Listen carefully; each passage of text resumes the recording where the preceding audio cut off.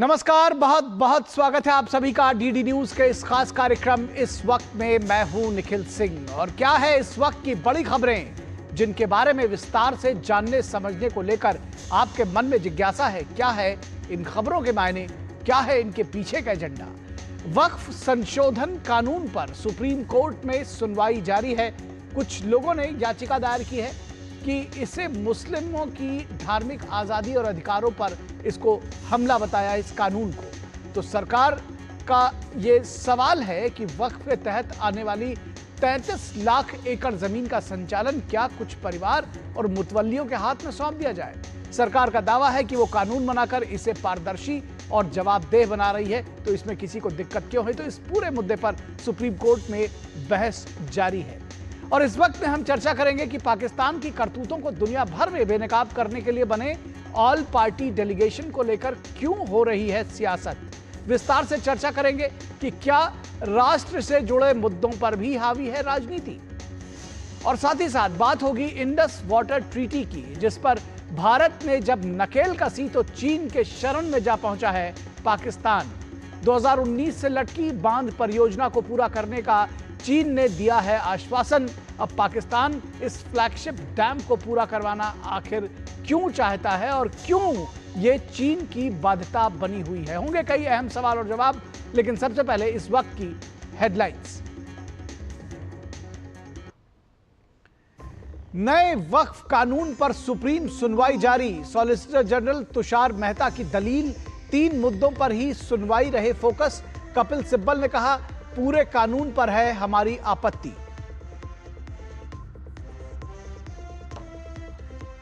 वैश्विक मंच पर पाकिस्तान की पोल खोलने की तैयारी। पहले चरण में संजय झा, कनिमोई और श्रीकांत शिंदे के नेतृत्व वाले डेलीगेशन को विदेश सचिव करेंगे ब्रीफ।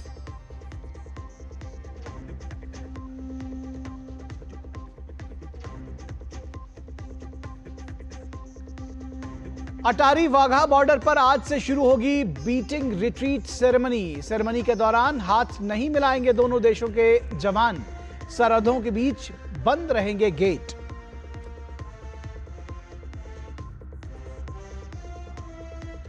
महाराष्ट्र में बड़ी सियासी सरगर्मी। एनसीपी नेता छगन भुजबल की फडणवीस कैबिनेट में वापसी।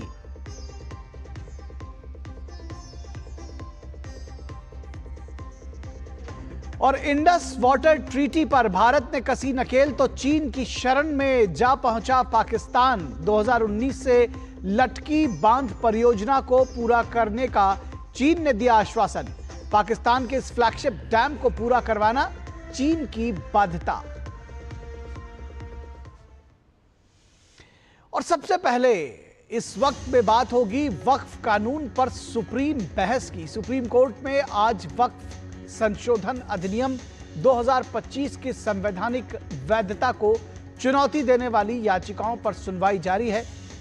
Chief justice of India BR Gavai और जस्टिस ऑगस्टीन जॉर्ज मसीह की बेंच इस मामले को सुन रही है।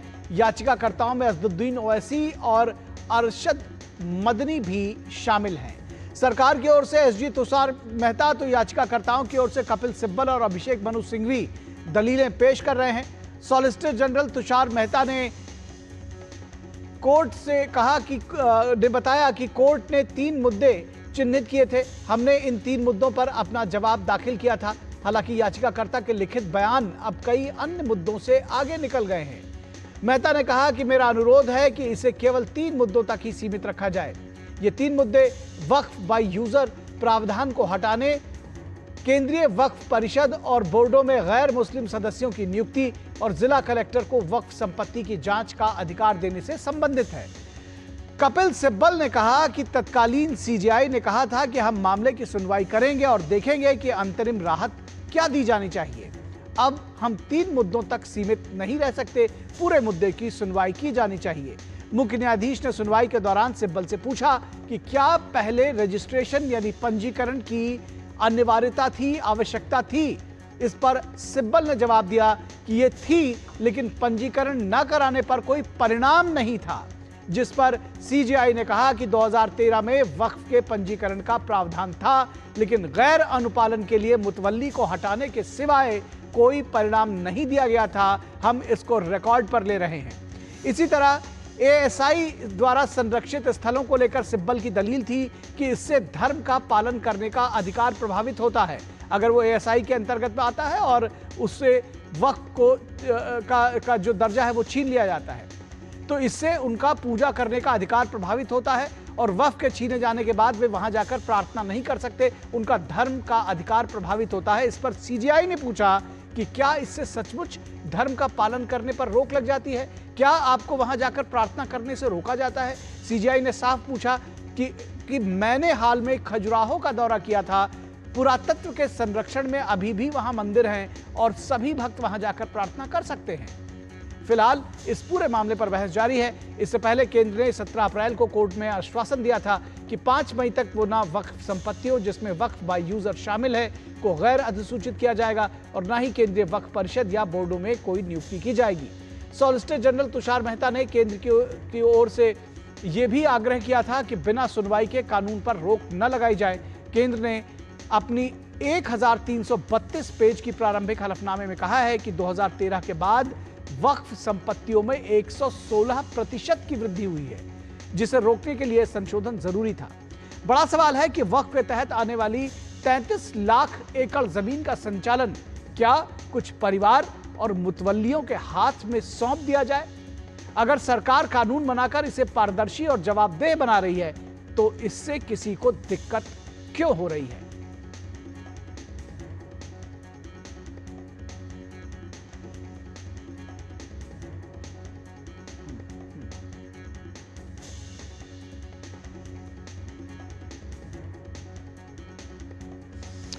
तो इस पूरी खबर पर बातचीत करने के लिए, ताज़ा अपडेट्स लेने के लिए हम रुक करेंगे हमारे संवाददाता विकास सारथी हमारे साथ सुप्रीम कोर्ट से जुड़े हुए हैं और उसके साथ ही साथ हमारे साथ में हमारे सलाहकार संपादक विनोद मिश्रा इस पूरी खबर पर बातचीत करने के लिए मौजूद हैं।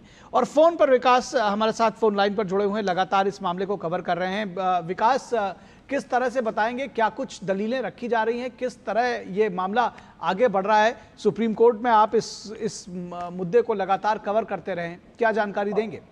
बिल्कुल निखिल, देखिए यहाँ पर सबसे पहले आज सुबह जो शुरुआत हुई बहस की वो इस बात को लेकर के हुई कि क्या बहस केवल 3 मुद्दों तक सीमित रहनी चाहिए, क्योंकि अब याचिकाकर्ता ये मांग कर रहे हैं कि वो केवल तीन प्रावधानों को, जिन पर कि खुद केंद्र ने कहा था कि वो फिलहाल अमल नहीं करेगा, वहां तक सीमित रहेंगे या वो पूरे एक्ट को ही चुनौती देंगे। तो इसका विरोध भी किया गया केंद्र सरकार की ओर से। सॉलिसिटर जनरल ने कहा कि ये कोर्ट के प्रति एक अनफेयर रवैया है याचिकाकर्ताओं का। बहरहाल कोर्ट ने अनुमति दे दी और वो अब सभी विषयों पर अपनी बात रख रहे हैं। कानून के जिन जिन प्रावधानों पर याचिकाकर्ताओं को आपत्ति है, कपिल सिब्बल सुबह से बहस कर रहे हैं और उनका ये कहना है कि इसमें कई ऐसे प्रावधान हैं जो सीधे एक न केवल आर्टिकल 25-26 के तहत धार्मिक स्वतंत्रता से जुड़े हुए मामले हैं, बल्कि एक प्रावधान जो ये कहता है कि अगर धर्मांतरण करके कोई मुस्लिम बनता है तो वो 5 साल तक अपनी प्रॉपर्टी वक्फ नहीं कर सकता। ये सीधे व्यक्तिगत अधिकारों में हस्तक्षेप है किसी के। ये सारी दलीलें कपिल सिब्बल की ओर से दी जा रही हैं। और निखिल, सबसे बड़ी बात ये भी है कि ये अभी जो पूरी बहस और ये जो पूरी कवायद चल रही है, ये केवल अंतरिम व्यवस्था के लिए है। इसीलिए इसमें जो कुछ कहा जा रहा है और उसका जो आउटकम होगा वो भी अंतिम नहीं है, क्योंकि इसकी मेरिट पर जब सुनवाई होगी पूरे एक्ट को लेकर के, तो वो एक अलग तरह की सुनवाई होगी, संवैधानिक प्रावधानों पर होगी। लेकिन फिलहाल अंतरिम व्यवस्था क्या दी जाए उसको लेकर के बहस जारी है और वो बहस आज ही पूरी हो जाने की पूरी उम्मीद है। कपिल सिब्बल जैसे अपनी बात खत्म करते हैं, केंद्र की ओर से सॉलिसिटर जनरल अपनी बात उसके बाद रखेंगे, क्योंकि आप देखें कि बदलाव यह है कि मुद्दे बढ़ गए हैं, तो मुमकिन है कि कोर्ट दोनों पक्षों को ये भी मौका दे कि वो अपने रिटन सबमिशन भी, कुछ अतिरिक्त सबमिशन देना चाहते हैं तो वो भी दाखिल करें और उसके बाद एक अंतरिम फैसला सुप्रीम कोर्ट अपनी ओर से लेगा। जी बिल्कुल।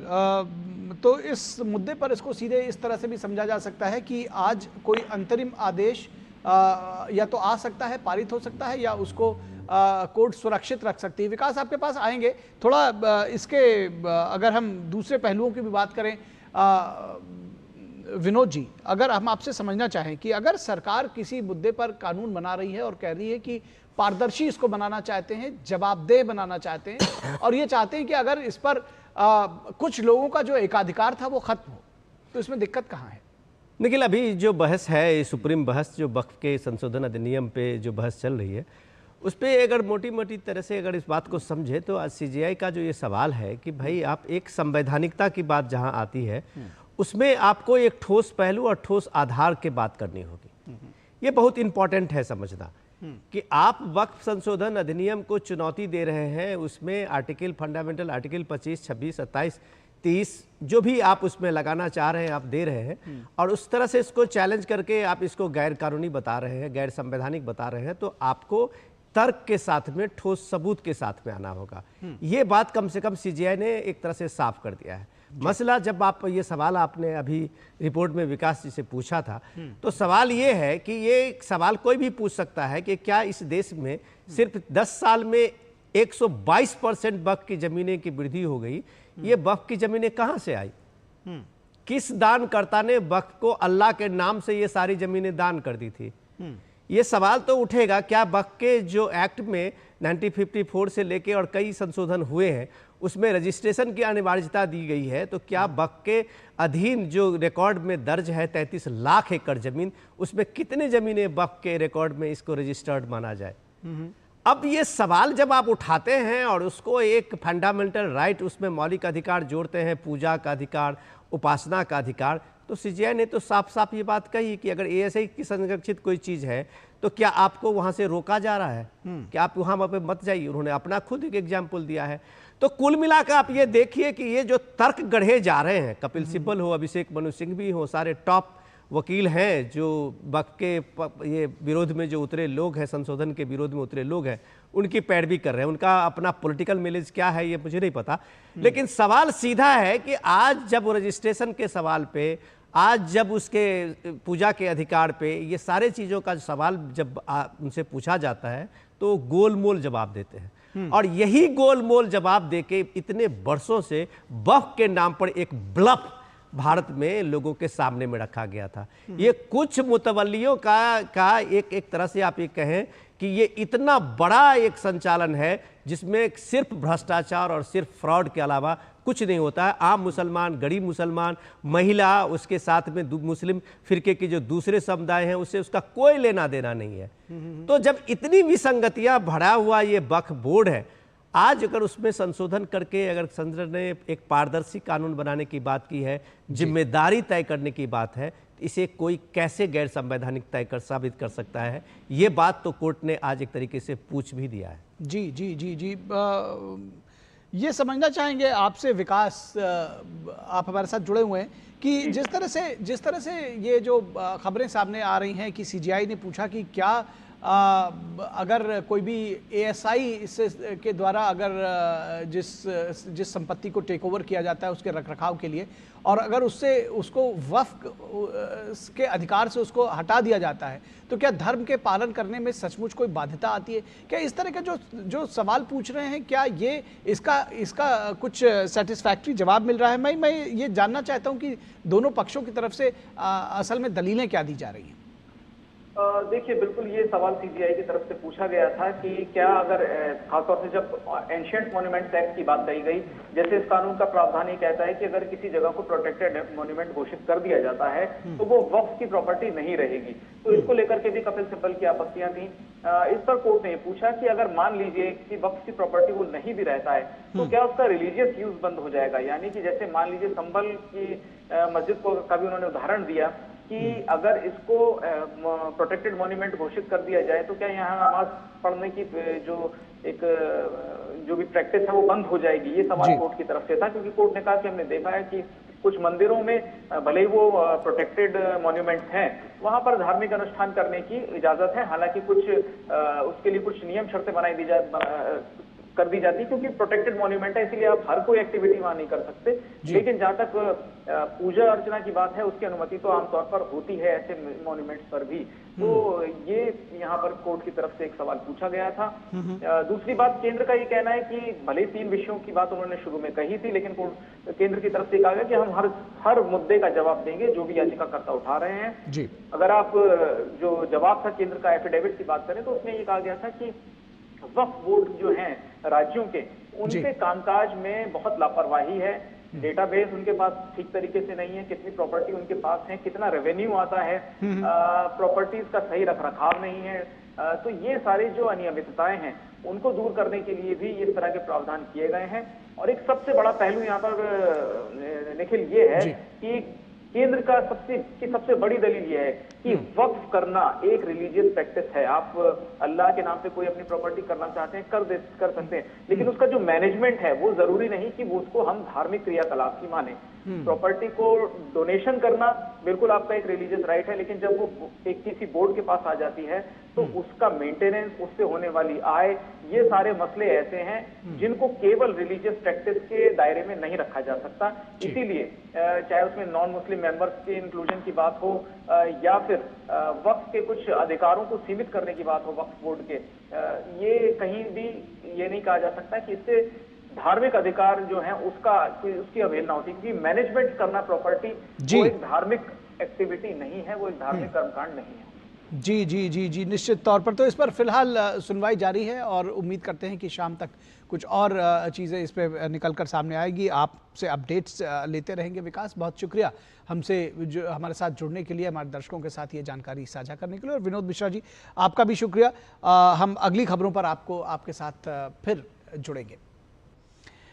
और आतंकवाद के खिलाफ भारत की मुहिम ऑपरेशन सिंदूर की शानदार कामयाबी के बाद किस तरह से पूरी दुनिया में भारत का जो ऑल पार्टी डेलीगेशन है वो जाने की तैयारी में है, तो इससे क्या कुछ लोगों को दिक्कत है या इसके पीछे की कुछ सियासत है, इस पर चर्चा करेंगे। रुकेंगे एक ब्रेक के लिए, कहीं मत जाइएगा, जल्द हाजिर होंगे।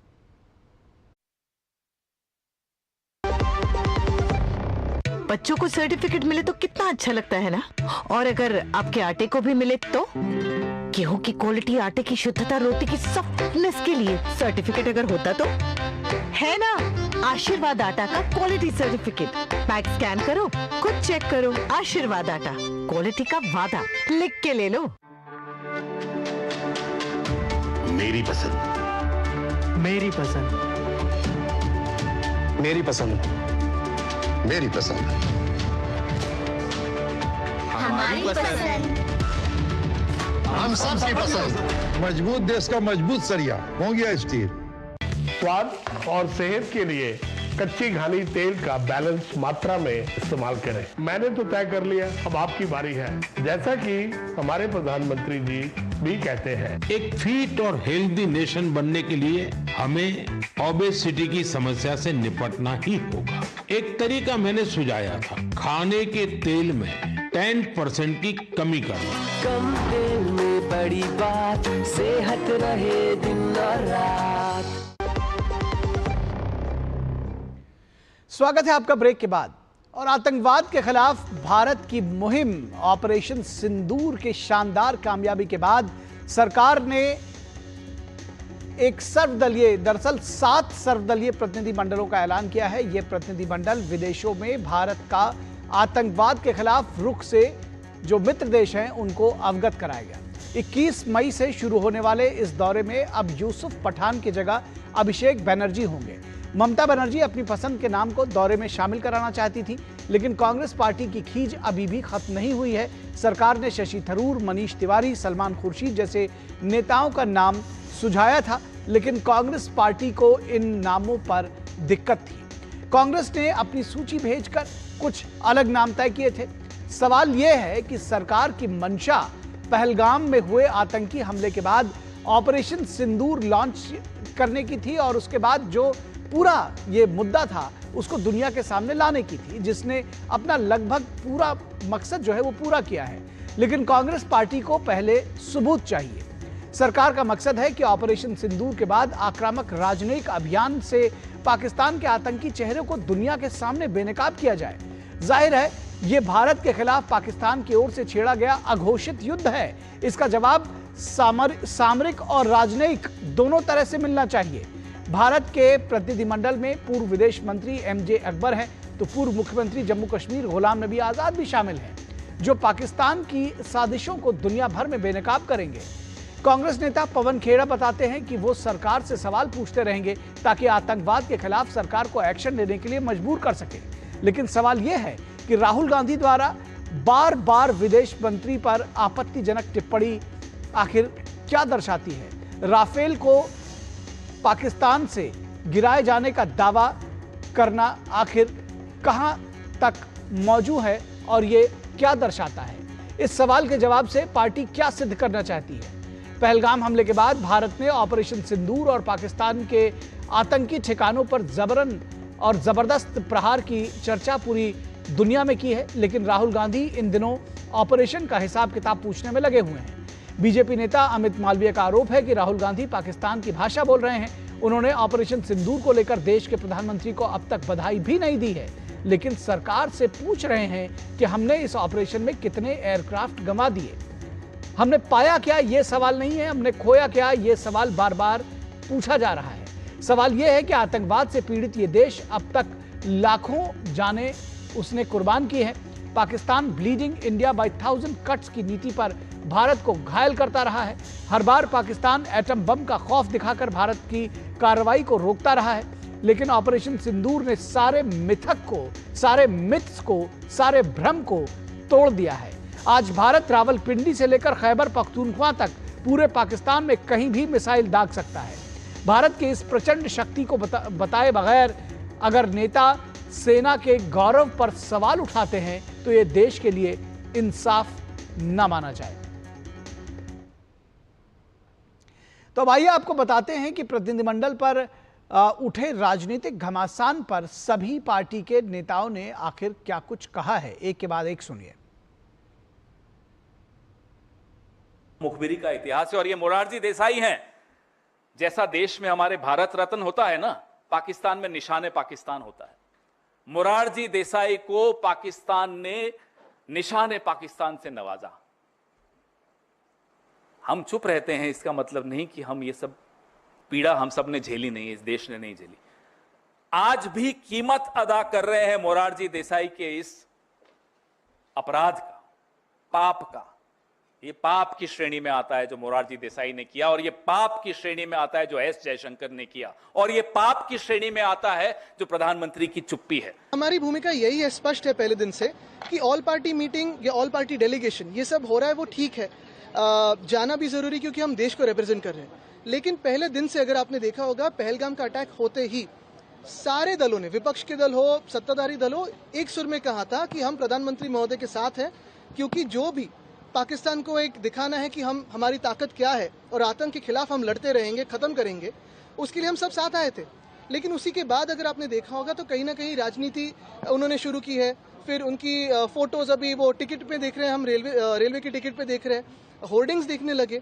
राजनीति न करते हुए सारे दलों को साथ में लीजिए। आज इस बार हम लोग देख रहे हैं कि वो चुपचाप है, लेकिन असली जो अंदर का जो है ना एक्चुअल, वो निकल आया। आज सारे पार्टी जो मोदी जी का विरुद्ध में है, सारे पार्टी अपना डेलीगेशन में अपना प्रतिनिधि भेज रहे हैं, लेकिन ममता बनर्जी अपना राजनीति पेटी पॉलिटिक्स से ऊपर नहीं आ पाए। उनका प्रश्न है, उनको क्यों नहीं बताया गया, उनसे परमिशन क्यों नहीं लिया गया। मुझे क्या लग रहा है कि कुछ लोग जाने अनजाने में पाकिस्तान के पाखंडी प्रोपेगेंडे के प्रॉक्सी प्रमोटर्स बनते जा रहे हैं, और जो लोग पाकिस्तान के पाखंडी प्रोपेगेंडे के प्रॉक्सी प्रमोटर्स बनने की भूमिका निभा रहे हैं, ये वो लोग हैं जो लोग कभी देश के संविधान पे सवाल खड़े करते हैं, संसद पे सवाल खड़े करते हैं, संवैधानिक संस्थाओं पे सवाल खड़े करते हैं, और अब सेना पर और हमारी सुरक्षा पर भी जो है वो बवाल करने की कोशिश कर रहे हैं। जहाँ तक सवाल है, ये जो डेलीगेशन जा रहा है, ये डेलीगेशन कांग्रेस पार्टी का डेलीगेशन नहीं है। अगर उन्हें लगता है कि ये कांग्रेस का डेलीगेशन है तो ये उनकी गलतफहमी है। ये कांग्रेस का डेलीगेशन नहीं है, ये कंट्री का डेलीगेशन है। We will be interacting with officials, with the people who both influence government as well as we hope with people who influence public opinion, right? We will carry very powerful messages from our Prime Minister. One, I think, of the most important things that the Prime Minister has done in this brief war, which I have said, is, sometimes when you want the unthinkable or you want to prevent the unthinkable from becoming a reality, you have to make it thinkable. और इस पूरी खबर पर बातचीत करने के लिए हमारे साथ खास मेहमान जुड़े हुए हैं, उनसे आपका परिचय करा दें। हमारे साथ डॉक्टर कौशल कांत मिश्रा जो कि बीजेपी के प्रवक्ता हैं, हमारे साथ जुड़े हैं। डॉक्टर मिश्रा, बहुत स्वागत है आपका। और हमारे साथ दुष्यंत नागर जो कि पॉलिटिकल एनालिस्ट हैं और कांग्रेस के समर्थक माने जाते हैं, उसकी नीतियों के समर्थक माने जाते हैं, वो हमारे साथ जुड़े हुए हैं, कांग्रेस का पक्ष रखेंगे। दुष्यंत नागर जी, स्वागत है आपका। विनोद मिश्रा हमारे सलाहकार संपादक भी हमारे साथ जुड़े हैं। विनोद जी, आपका भी स्वागत है। और विनोद जी, सबसे मैं चाहूँगा कि जिसको कहते हैं कि विषय प्रवर्तन, एक तरह से हमने खबर बता दी है, लेकिन फिर भी मैं समझूंगा कि ये जो एक सेंटेंस आया कि जाने अनजाने पाकिस्तानी प्रोपेगेंडा के प्रोमोटर्स बने हुए हैं कुछ लोग, और शायद वो जान भी नहीं पा रहे हैं या जानबूझकर कर रहे हैं, आप बेहतर बताएंगे, कैसे देखते हैं इसको? निखिल, मैं आपके ही सवाल का पहले जवाब दे दूं कि आज अभी तुरंत मैंने देखा, अभी एक न्यूज़ चैनल पे जो चल रही थी खबर जी, उसमें जियो टीवी आज सुबह से सबसे पहले प्रमुखता से राहुल गांधी और पवन खेड़ा का ही बाइट चला रहे हैं। और पवन खेड़ा के उस बात को जियो टीवी अपने लिए स्कोर कर रहा है। हामिद मीर साहब है संपादक उसके, कि पवन खेड़ा ने कहा है कि ये ऑपरेशन सिंदूर के साथ में सौदा हुआ है। और इस बात को लेके पाकिस्तान अपनी जो सेना की, वहाँ की फौज की, मुनीर की जो कार्रवाई थी उसको एकदम से मुहर लगा रहे कि पाकिस्तान के आर्मी का जो ये क्लेम है कि हम जीत गए हैं, उस क्लेम को जीत में पवन खेड़ा की इस बात को वो सर्टिफाई करता है। तो अब सवाल है कि ये पाकिस्तान के प्रोपेगेंडा के मशीन टूल्स कौन बने हैं? तो ये बात तो विपक्ष का के इस बात को लेके अगर अभी नकवी साहब बोल रहे थे या बीजेपी के प्रवक्ता बोल रहे हैं, तो इसमें मुझे नहीं लगता है कि कोई सबूत ढूंढने की जरूरत है। ये कर रहे हैं। ऑपरेशन सिंदूर के बाद लगातार इन्होंने जिस तरह से सरकार को घेरने की कोशिश की है, और इसके साथ में आप पीएम मोदी से इनका जो सवाल रहा है, वो ये बात भूल गए कि ये देश का सवाल है, ये बात वो भूल गए कि ये आर्मी का सवाल है, ये भारत की सेना का सवाल है। ये भारत की सेना ने आपको सारे प्रश्नों का जो राहुल गांधी बार बार पूछ रहे हैं, ये पवन खेड़ा पूछ रहे हैं, उस सवाल का जवाब दे दिया है जी। आर्मी के जो डीजीएमओ का जो भी प्रेस कॉन्फ्रेंस था उसमें भी हम लोगों ने देखा है कि एक तरह से बताया गया था, साफ साफ बताया गया था कि हमारे सारे लड़ाके विमान के जो पायलट थे वो सकुशल वापस आ गए। ये भी बताया गया था कि इस ऑपरेशन के दौरान जो मिसाइल और जितने भी ड्रोन के साथ अटैक हुए थे और जो भी वहाँ पे पाकिस्तान की तरफ से प्रहार हुआ था, उसमें हमारे एक भी सेना की कैजुअलिटी, फौज की जवानों की कैजुअलिटी नहीं हुई है जी। क्या राहुल गांधी इस बात से संतुष्ट नहीं है? क्या सेना के इस तरह के बयान से राहुल गांधी संतुष्ट नहीं है, जो वो बार बार पूछ रहे हैं कि हमारे राफेल को नुकसान हुआ? क्यों पूछ रहे हैं भाई? किसके लिए पूछ रहे हैं? ये सवाल तो उनसे पूछा जाना चाहिए। और सरकार से क्यों पूछ रहे हैं? और सरकार सेना आपके कर सामने में आके एक एक चीज पे आपका, और दूसरी बात सबसे इंपॉर्टेंट समझने की ये है कि सरकार की तरफ से, सेना की तरफ से ये बार बार बात बताई गई है कि ये ऑपरेशन सिंदूर गोइंग ऑन है, ये अभी सिर्फ कुछ दिनों के लिए स्थगित है, या अभी इसको ये विराम आप मान सकते हैं। तो इसके बाद भी आप भरोसा नहीं कर रहे सेना की तरफ से। आज भी, कल भी एक बयान आया था कि ये ऑपरेशन सिंदूर जो है वो कंटिन्यू है, ये सिर्फ एक टेम्पररी अभी इसको होल्ड किया गया है। आप इन सब बातों को धता बता रहे हैं। किस सुरूर में भाई, किस गुरूर में?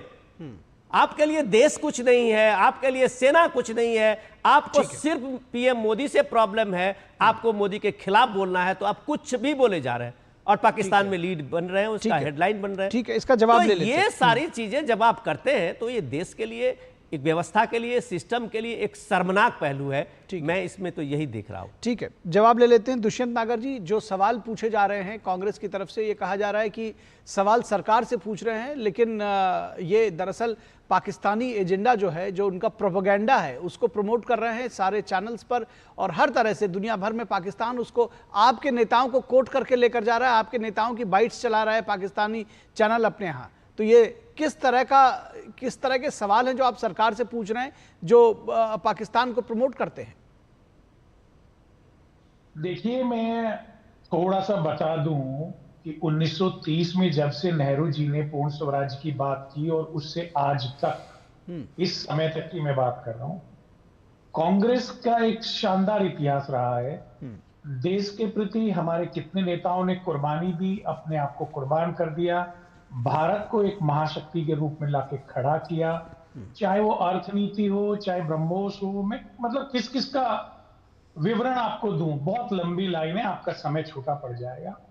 इसलिए मैं अनुरोध करूंगा देशवासियों से और खासकर से भारतीय जनता पार्टी से और मिश्रा जी से कि कांग्रेस की निष्ठा पर, कांग्रेस की देशभक्ति पर सवाल खड़ा ना करें। कहीं कांग्रेसियों ने पलट के आपके बारे में बात करनी शुरू कर दी तो माहौल खराब हो जाएगा, ठीक नहीं होगा। क्योंकि आप लोगों का इतिहास जो आज सत्ता में बैठे हैं उतना शानदार नहीं है जितना कांग्रेस का इतिहास शानदार है। दूसरी बात, आप प्रतिनिधिमंडल से आपने बात शुरू करी। भाई, भारत में कोई प्रेसिडेंशियल फॉर्म ऑफ डेमोक्रेसी नहीं है, यहां बहुदलीय व्यवस्था का लोकतंत्र है। हर दल के नेता का अपनी पार्टी के ऊपर उसका एक चुना हुआ है, मैंडेट है उनके पास देश के लोगों का, उसको निर्णय करने के लिए आपको उनको अधिकृत करना चाहिए था। माननीय खड़गे जी भेजते, किस किस को भेजना है, उन्होंने लिस्ट सुझाई, लेकिन आपने तो, क्योंकि आपका तो लोकतंत्र में भरोसा ही नहीं है। इस सवाल पर भी आएंगे, इस दुष्यंत नागर जी, इस सवाल पर भी आएंगे। मैं इंतजार कर रहा था कि आप मेरे सवाल का जवाब देंगे। मैं इंतजार कर रहा था कि आप मेरे सवाल का जवाब देंगे। जो आपने कहा है इस सवाल पर भी आएंगे, लेकिन ये जो बात कही जा रही है कि आप जो कुछ यहां से कह रहे हैं उसको पाकिस्तान कोट कर रहा है। मिश्रा जी ने, विनोद मिश्रा जी ने निष्ठा पर सवाल उठाए होंगे। मैं तो ये कह रहा हूं कि जाने अनजाने पर, सुनिए तो बात, मैं कह रहा हूं कि निष्ठा पर सवाल उठाया जाए ना उठाया जाए, निष्ठा पर सवाल नहीं उठा रहे, लेकिन ये तो मूर्खतापूर्ण हुआ ना। कम से कम ये सवाल तो उठाया जाएगा ना। देखिए, मूर्खतापूर्ण बात किसने शुरू करी? माननीय विदेश मंत्री जी ने। उनका कथन है, आप उसका विश्लेषण करिए। यानी आप, अच्छा चलिए हम मान भी लेते हैं, तो आप ये कह रहे हैं कि हम बराबर के जाके उनके खड़े होंगे, आप ये कह रहे हैं कि नहीं हम उनके बराबर जाकर खड़े होंगे तभी मानेंगे। इसीलिए ना मैं डिफेंस से रिलेटेड डिबेट्स में आता नहीं, लोग चीजों को घुमा देते हैं। कांग्रेस से जुड़े हुए जो पैनलिस्ट हैं उनको अपमानित करने का प्रयास करते। लीजिए, इसमें सीधा सवाल है, इसमें कोई अपमानित करने वाली बात नहीं, ना अपने आप को अपमानित महसूस करिए। दुष्यंत नागर जी, बिल्कुल अपमानित मत महसूस करिए। सीधा सवाल है कि जो आपके स्टेटमेंट्स हैं, सुन तो लीजिए, आप बिल्कुल भी ये मत सोचिए कि आपको कोई अपमानित कर रहा है। सीधा सवाल पूछा जा रहा है, उसका जवाब दे दीजिए कि ये जो, अरे सुन तो लीजिए, आप इधर उधर की तमाम सारी इतनी देर से बातें कर रहे हैं, मैं कह रहा हूं इसका सीधा जवाब दे दीजिए। मैं सीधा जवाब आपको दे रहा हूं। पाकिस्तान एक दुष्ट राष्ट्र है, आतंकवादी राष्ट्र है। पाकिस्तान के प्रोपोगेंडा पे आप भरोसा मत करिए। वो तो शुरू से ही भारत के लोगों के बीच में मतभेद करके भारत को धार्मिक रूप से हर तरीके से बांटना चाहता है। तो ये अवसर क्यों दे रहे हैं? सवाल तो मैं यही पूछ रहा हूं आपसे। अरे आप दे रहे हैं, आप चर्चा कर रहे हैं, वहां वो क्या क्या बातें करते हैं। वाह, मतलब प्रेस कॉन्फ्रेंस बुलाकर पूछते आप हैं और अवसर मैं दे रहा हूं।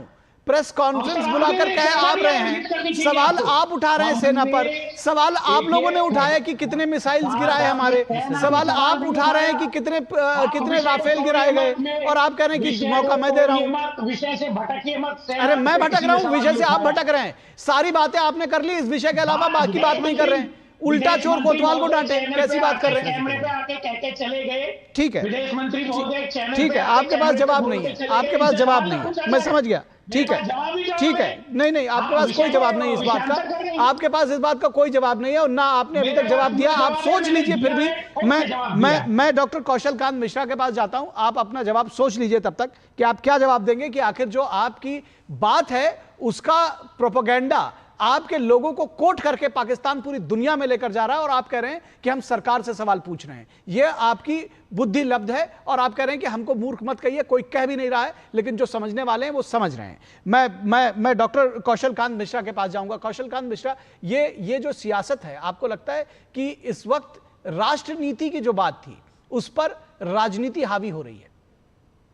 निखिल जी, पहले तो ये बहुत संवेदनशील विषय है। आज ऑपरेशन सिंदूर देश की बदलती हुई रणनीति, डिप्लोमेसी का मूलभूत हिस्सा है। आपको लग रहा है कि ऑपरेशन सिंदूर स्टैंड स्टिल हुआ है। सर, ऑपरेशन सिंदूर का भारत पाक की सीमा पर जो आर्मी के थ्रू ऑपरेशन था वो स्टैंड स्टिल है। ये जो डेलीगेशन भेजा जा रहा है ये भी उसी ऑपरेशन सिंदूर का ही हिस्सा है।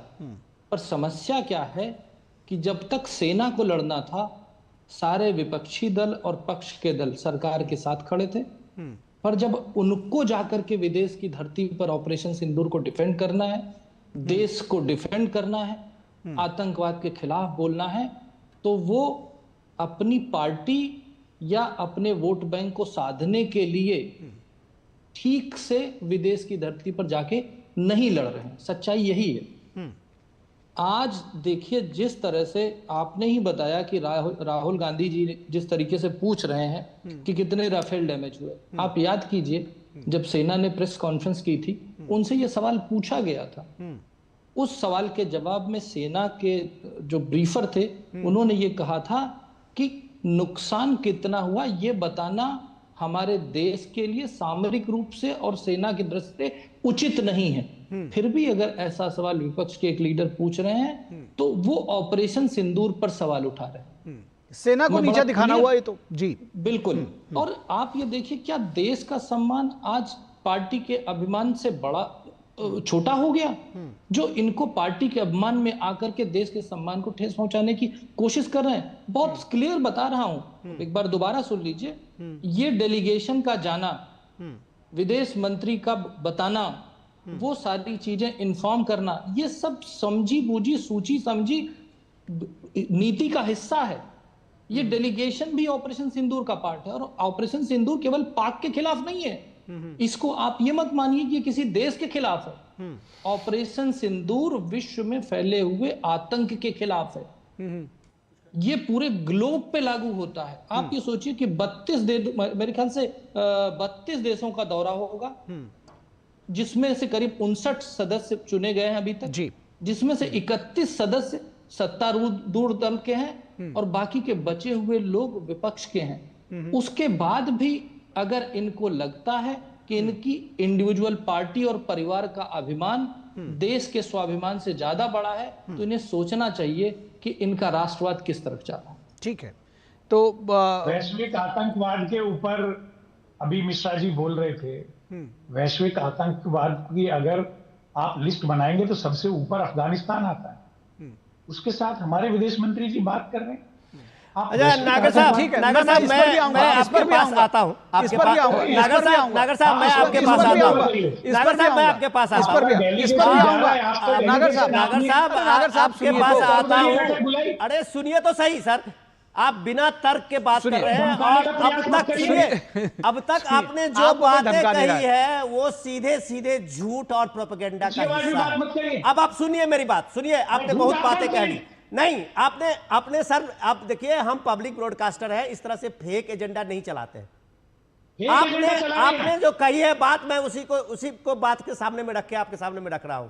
क्या प्लीज, ये बहुत आपका अभी डॉक्टर साहब ने बताया कि बहुत सेंसिटिव मामला है, इसको आप लोग जो बना रहे हैं, अभी आपके स्पोक्स पर्सन पवन खेरा है, वो मुरारजी देसाई को बता रहे हैं कि वो किस तरह से गद्दारी की थी। आप सुन लीजिए पहले, मुरारजी देसाई के बारे में बोल रहे हैं कि उसने देश के साथ में गद्दारी की थी और राव के एजेंट के बारे में पाकिस्तान को सूचना दी थी निशाने पाकिस्तान अवार्ड लेने के लिए। हमने कभी मुरारजी देसाई का डॉक्ट्रिन नहीं सुना। वो आपके समर्थन से चलने वाली आई के गुजराल का गुजराल डॉक्ट्रिन था, और उस गुजरात डॉक्ट्रिन में भारत की सारी किए कराए राव के सारे चीजें फेल कर दिया गया था। क्या आप लोग इतिहास समझाएंगे और लोगों के साथ में झूठ बोल बोल के दिन रात आप लोग एक फेक न्यूज कर रहे हैं। दूसरी बात आप सुनिए, जो ब्रह्मोस की बात आप कर रहे थे, सुनिए तो पहले सही, जो ब्रह्मोस की बात आप कर रहे हैं कि कांग्रेस ने महाशक्ति बनाई है, ब्रह्मोस कब से बनाया पता है आपको? ये जितने भी मिसाइलें आज अगर ऑपरेशन सिंदूर कामयाब हुआ है और दुनिया को चौंकाया है, इसका क्रेडिट आपको मोदी सरकार को देना होगा। आज ब्रह्मोस की मांग है पूरे दुनिया में। आप देखिए कि एक झटके में 21% ब्रह्मोस की खरीदारी की मांग दुनिया में बढ़ी है। ये क्रेडिट आपको मोदी गवर्नमेंट को देना होगा।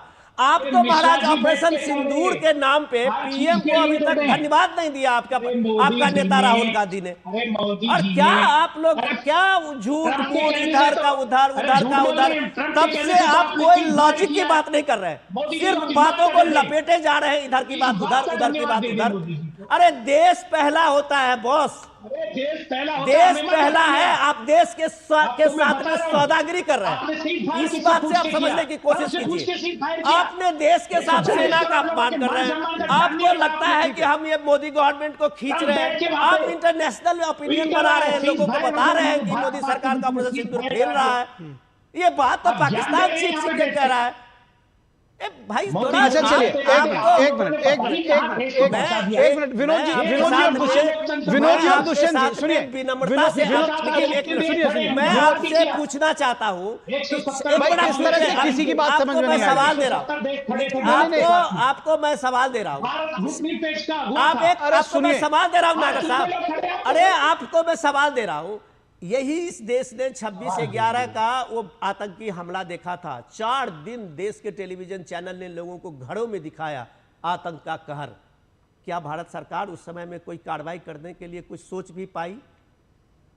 कुछ एक एक्शन लेने के लिए बात तो कर पाई? क्योंकि आप डरते थे कि पाकिस्तान कहीं एटम बम न चलाए, और आज देखिए पाकिस्तान के हर एटम बम की धमकी को मोदी सरकार ने धक्का बता दिया है। अच्छा सुनिए, ये होता है राजनीतिक इच्छा शक्ति। सुनिए आप दोनों लोगों को मैं चाहूंगा आप शांत हो जाइए।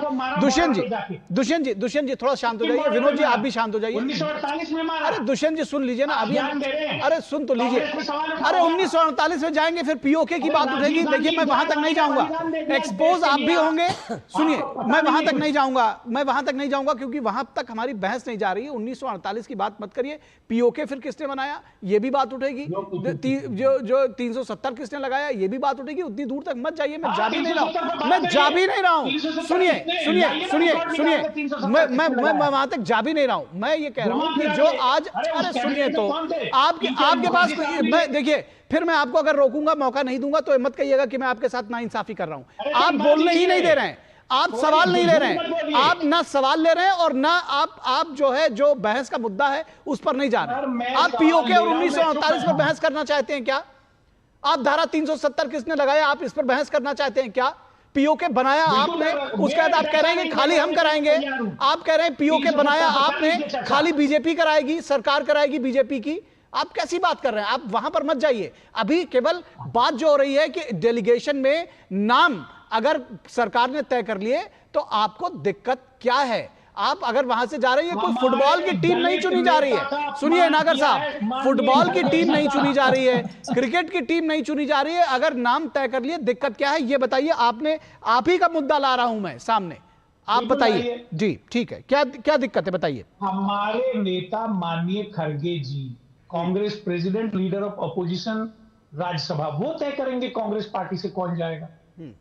ये पीएमओ का कोई अफसर बैठ के तय करेगा या भारतीय जनता पार्टी? ठीक है, आपने अपना पॉइंट दे दिया। मैं आपका जवाब लूंगा। कौशल कांत मिश्रा, नहीं इतना नहीं। कौशल कांत मिश्रा ये बताइए, क्योंकि मेरे मन में तो ये आता है कि राष्ट्र से जुड़ा हुआ मुद्दा है, जो उसको मुद्दे को जानने समझने वाले लोग हैं वो है ये क्रिकेट की टीम या फुटबॉल। और क्रिकेट फुटबॉल में भी जो प्लेयर्स हैं वो जाते हैं।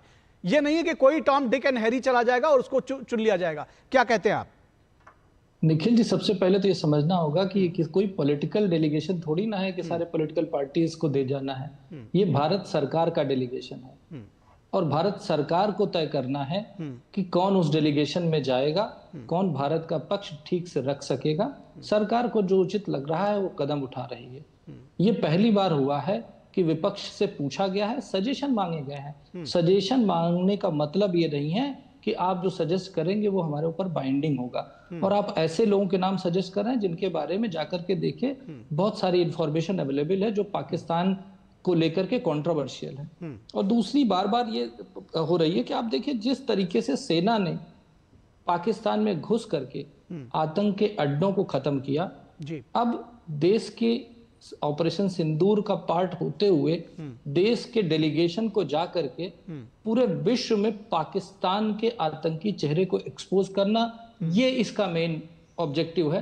पर यहाँ पर जो राजनीति हो रही है वो पाकिस्तान के चेहरे को बेनकाब विश्व में न करके वो अपने चेहरे को ही देश में बेनकाब कर रहे हैं। देश देख रहा है कि किस तरह की राजनीति हो रही है। ठीक है, अभी हमारे कांग्रेस के मित्र बोल रहे थे कि 1930 से कांग्रेस का इतिहास बता रहे थे। सर थोड़ा और पहले जाइए, प्रथम विश्व युद्ध के पहले यही टर्की था।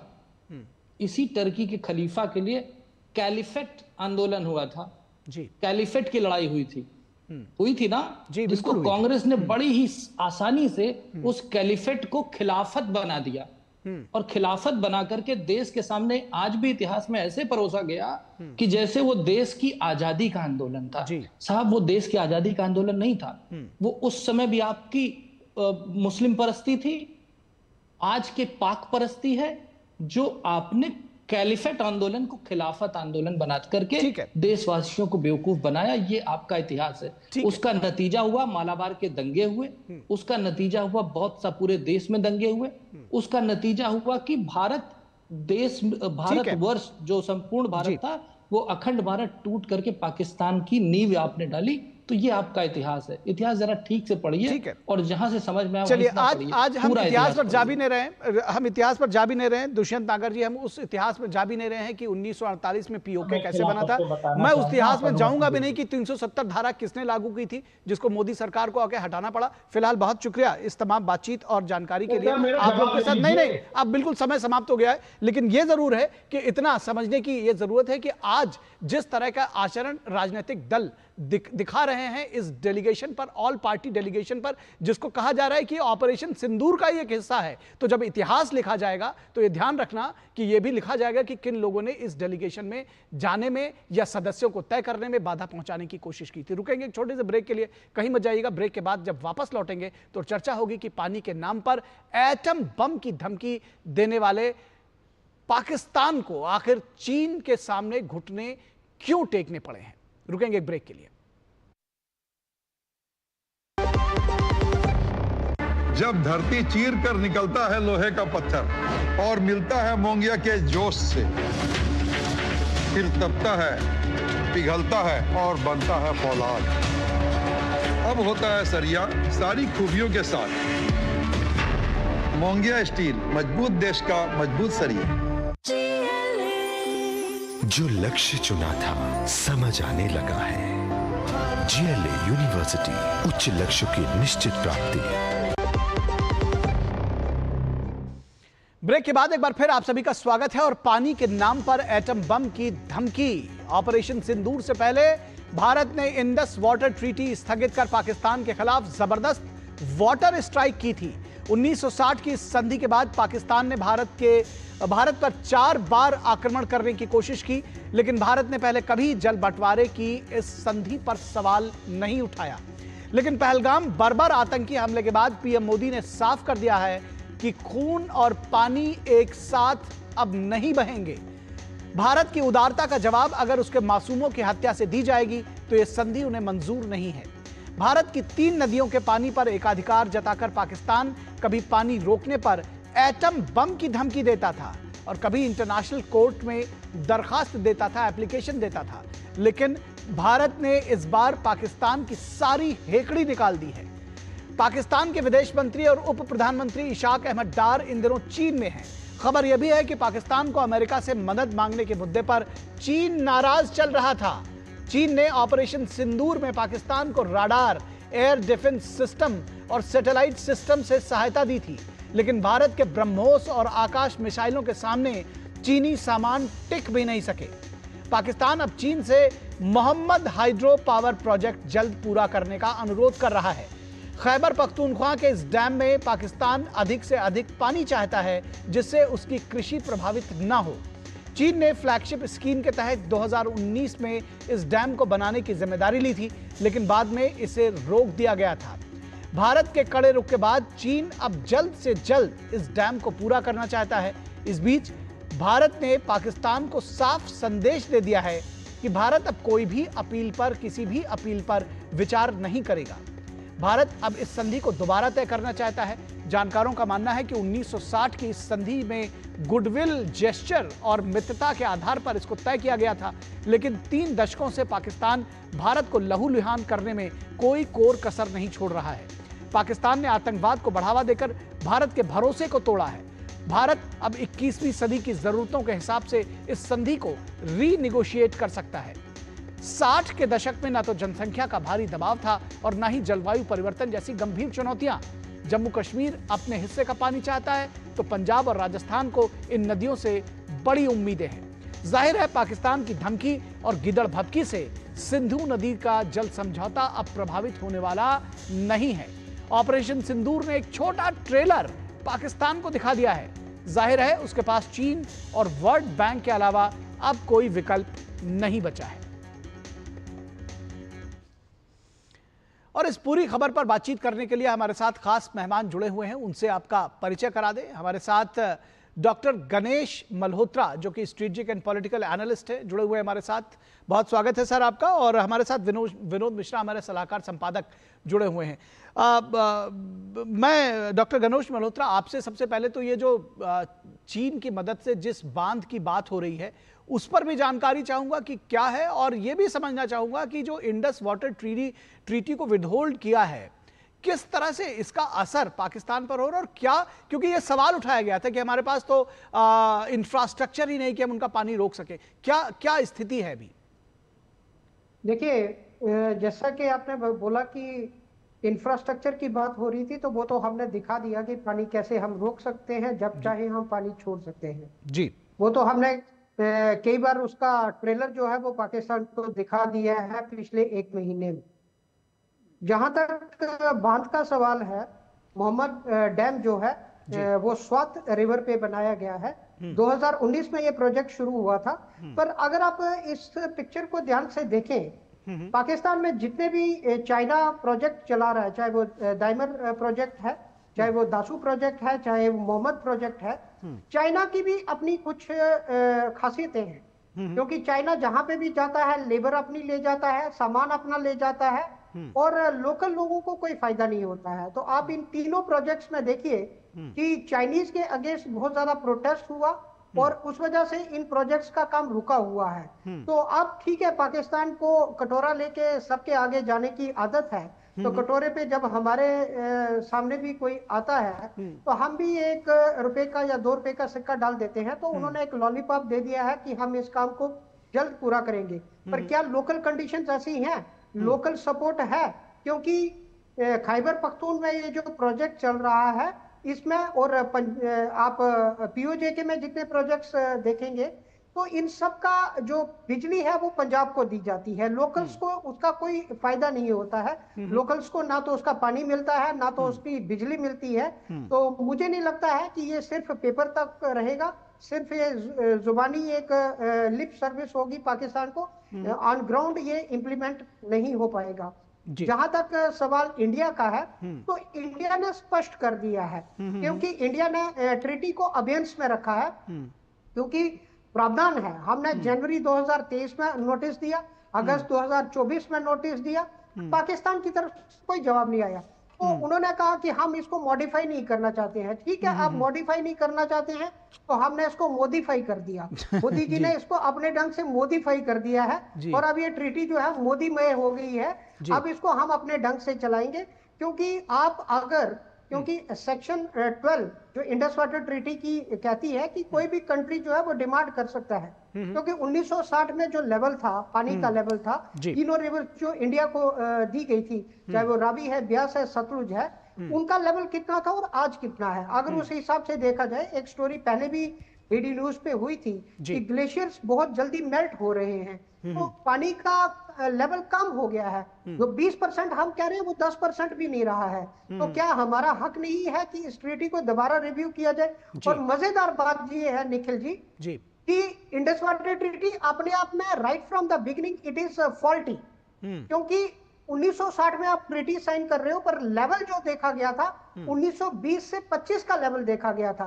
तो क्या 40 साल में कोई चेंज नहीं आई थी? तो स्टार्टिंग से ये फॉल्टी है। पर जो हमारे उस टाइम के डिसीजन लेने वाले थे, उन्होंने शायद ज्यादा उदारवाद दिखाया पाकिस्तान की तरफ। पाकिस्तान के लिए उनको ज्यादा प्रेम था, तो उसके परिणाम हमने देखे। पर अब अंत हो चुका है उन चीजों का। अब ये ट्रीटी मॉडिफाई भी होगी और मोदीफाई भी होगी। जी, निश्चित तौर पर आपने अच्छा टर्म कॉइन किया कि मॉडिफाई भी होगी और मोदीफाई भी होगी। बिल्कुल ठीक है, और आज के परिप्रेक्ष्य में ये बिल्कुल सही तरह से आपने उसको परिभाषित किया है। विनोद जी, ये जब कहा जाता है कि ऑपरेशन सिंदूर कंटिन्यूज अभी भी चल रहा है, और अगर ये कहा जाए कि सिंधु जल समझौते को विदहोल्ड करना, एबियंस में रखना, ये सबसे पहली स्ट्राइक थी पाकिस्तान के ऊपर, कैसे देखते हैं इसको? देखिए, अभी जो डॉक्टर साहब बता रहे थे, बहुत इंपॉर्टेंट चीज़ बता रहे थे कि भारत की तरफ से लगातार इसको मॉडिफाई करने की बार बार इस पर अपीलें की जा रही थी। वर्ल्ड बैंक में भी अभी बगलियार से लेके किशनगंगा प्रोजेक्ट को लेके हर बार पाकिस्तान ये आरोप लगाता था कि भारत कुछ ज़्यादा पानी ही जो है बांध ऊंचा कर लिया है और कुछ ज़्यादा पानी रोक रहा है, और इस तरह के आरोप में बार बार भारत को जवाब देना होता था वर्ल्ड बैंक में। तो मॉडिफाई को किस तरह से ये पहलगाम हमले के बाद ये मॉडिफाई हुआ है, ये बात दुनिया को देखने की और समझने की जरूरत है।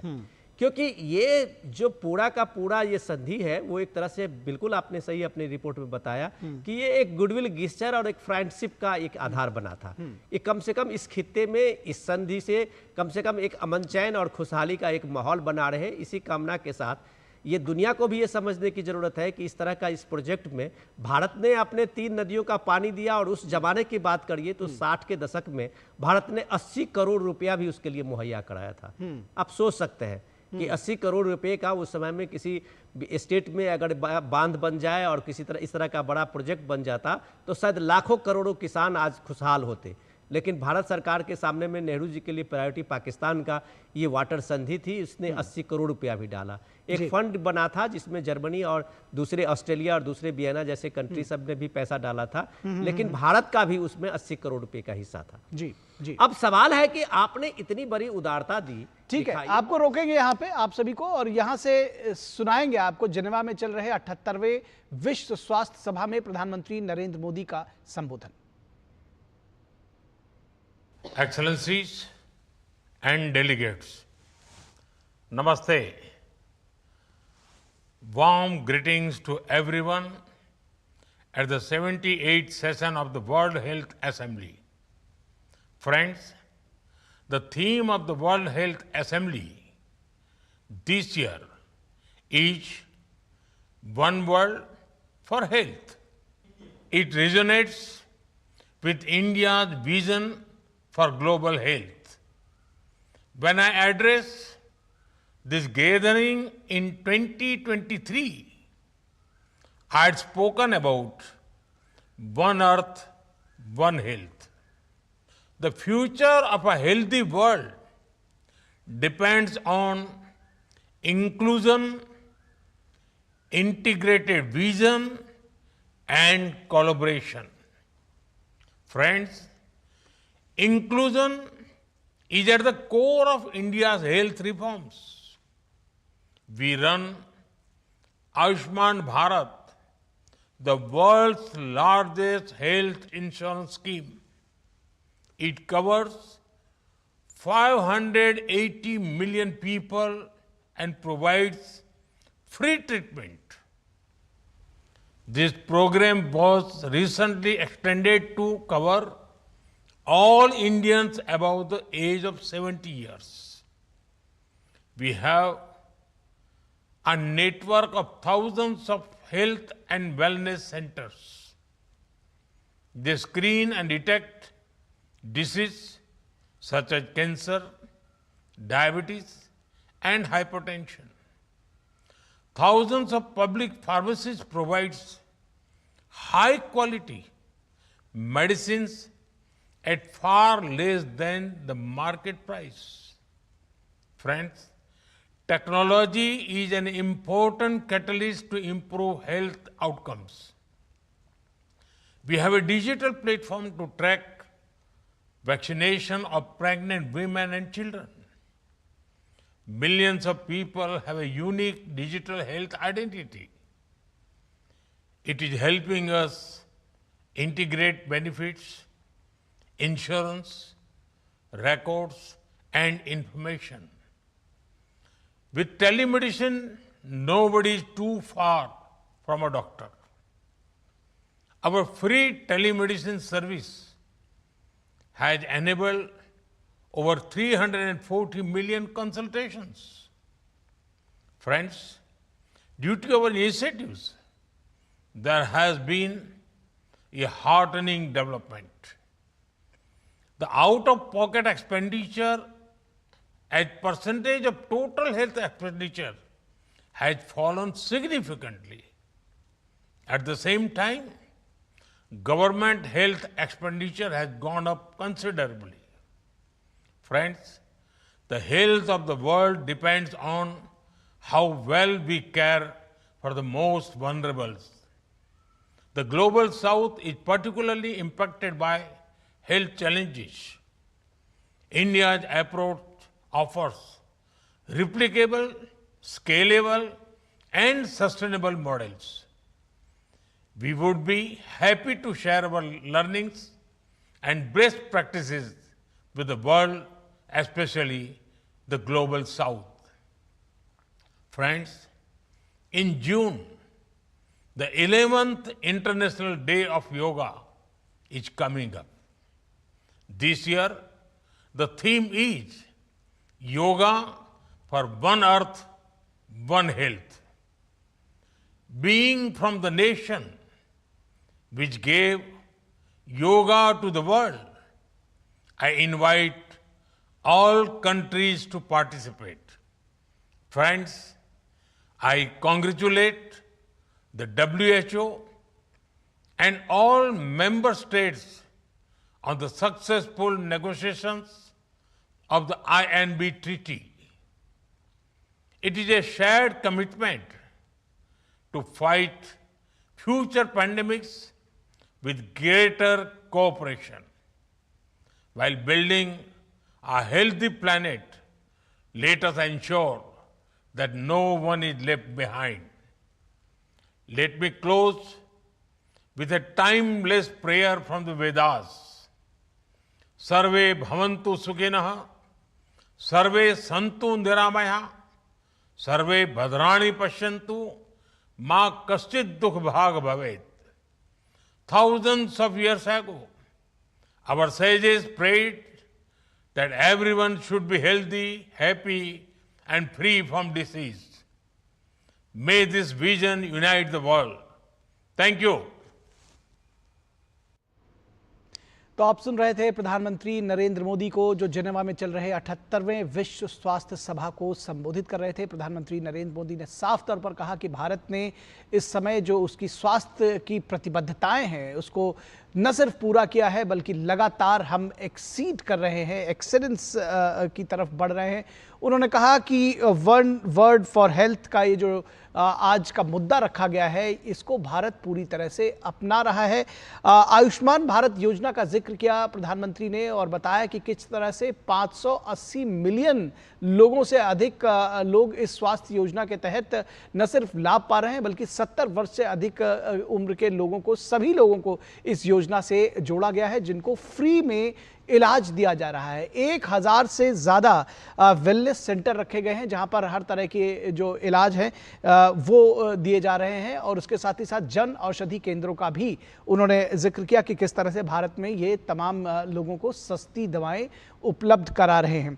उन्होंने फ्री टेलीकंसल्टेशन की का जो मुहिम जो चल रही है उसके बारे में जानकारी दी। तमाम जो स्वास्थ्य के क्षेत्र में भारत लगातार जो पंक्ति में खड़े आखिरी आदमी हैं उन तक जो अपनी पहुंच बना रहा है उसके विषय में साफ तौर पर जानकारी दी। अंत में उन्होंने कहा कि सर्वे भवन्ति सुखिनः सर्वे सन्तु निरामयाः, इस ध्येय वाक्य के साथ भारत लगातार अपने लोगों की स्वास्थ्य सेवा में जुटा हुआ है।